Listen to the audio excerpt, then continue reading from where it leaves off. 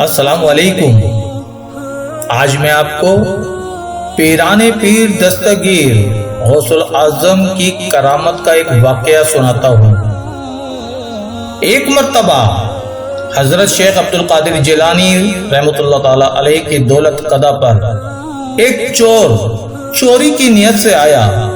مکان کے اندر قدم رکھتے ہی دونوں آنکھوں سے اندھا ہو گیا، ادھر ادھر ٹکراتا پھرا، نکلنے کے لیے کوئی راستہ بھی نہ مل سکا۔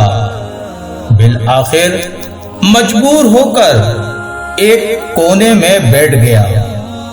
صبح گرفتار ہو کر جب خدمت میں آیا تو غوث پاک نے ارشاد فرمایا، یہ میرے یہاں دنیا کی دولت چرانے آیا تھا، ہم اسے ایسی دولت دیتے ہیں جو ہمیشہ اس کے پاس رہے گی۔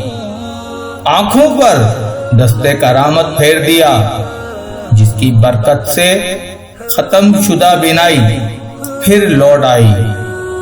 اس کے بعد ایک اور توجہ فرمائی تو منصب ولایت پر پہنچ گیا، یعنی کسی مقام کے ابدال کا وصال ہو گیا تھا، ان کا قائم مقام بنا کر ان کی جگہ پر بھیج دیا گیا۔